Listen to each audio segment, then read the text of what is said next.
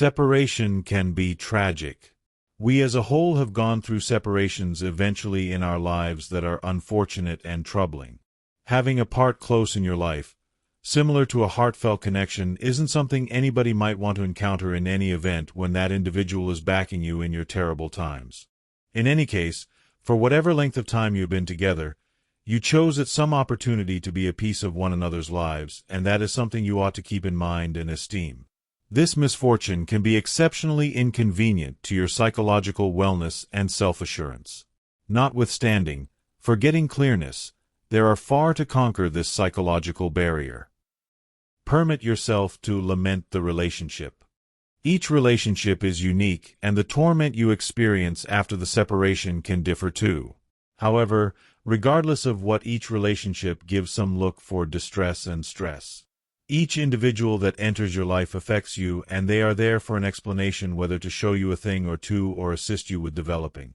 Connections, particularly heartfelt ones, can challenge your contemplations and assist you with distinguishing another rendition of yourself. What's more, by permitting yourself to lament, you are giving yourself the to be powerless and be available at that point. Encircle yourself with loved ones. Loved ones can be an enormous help during separation. After a separation is a chance to re-establish the lost relationship that you promotion with your loved ones. At the point when in a close connection we are into to such an extent that one individual that unexpectedly we begin disregarding individuals who make the biggest difference to us, and as opposed to naturally suspecting it's past the point of no return, we ought to attempt to make up with them.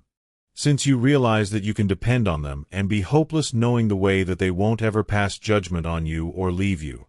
After separation, it's difficult to trust any other person. However, your nearby ones assist you with recapturing the lost trust in yourself, and getting this lucidity can assist with making you a superior form of a more grounded and more certain yourself. Do contemplation.